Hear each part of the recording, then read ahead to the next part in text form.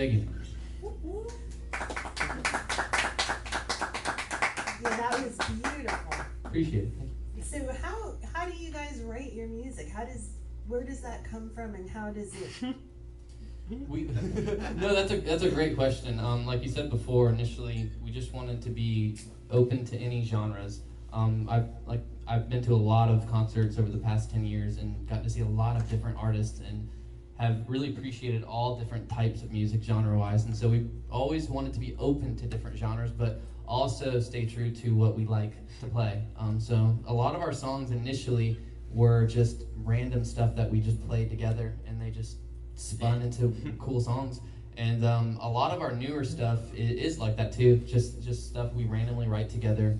I write a lot of stuff on my own, and then Justin has recently just kind of tried to add in and make it sound really full. But we both have a lot of really good ideas that we try to throw into. We have so many songs that we write all the time. We try to stay focused with them, but we like to always continually make new music, so we're just excited to play and to make music and be in a band. I like the adjective full because it is extremely full, and that's not a lot of times you don't get that with, even if in full bands it could be, kind of thin. Right. Yeah. And one of the things that I read that you guys said that you like to do layered music. Yes.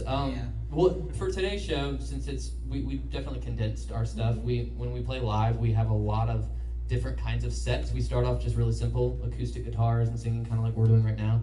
And then as we go on with the set, we add in other stuff, like he'll do some synth, maybe some drum loop beats.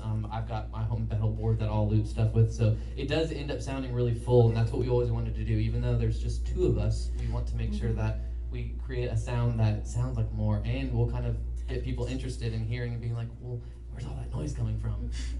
Because I'm sure at times whenever we do play live, there is so much going on that you're like, that's a lot of stuff. And over at times we have to, especially when we're writing our stuff, to sometimes condense our thoughts of where the song wants to go. And that's with a lot of our newer stuff is actually a lot simpler, because we try not to overthink stuff. If it sounds good, just let it be what it is, even if it's 3 chords. I know when we first started playing together, our thing was to be as complex as possible, not use any generic chords, not use any generic time signatures, and that was fun for a while. But I think there's stuff within us that should just come out and just be simple. So we like that sometimes. But yeah, sounds perfect to me. What is the background music history for you guys? How long have you been playing? I've been playing since I was a little child.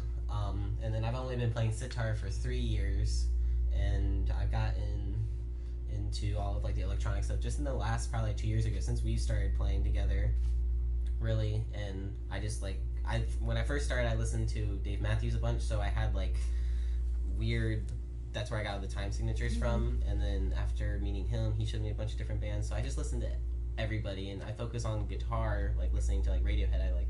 We always say he's Tom York and I'm Johnny Greenwood. Very cool. we do go back and forth with that a lot.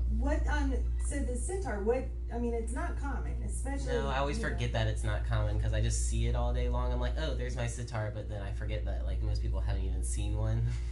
And how did that, just one day? I was going to a school, and one of the teachers there, Randy Hollinger, had one, and he had 2, and he was like, you should be my student, because he had another one, and then she went off to college, so he was looking for one, and he was like, you, and then I liked it, and then my parents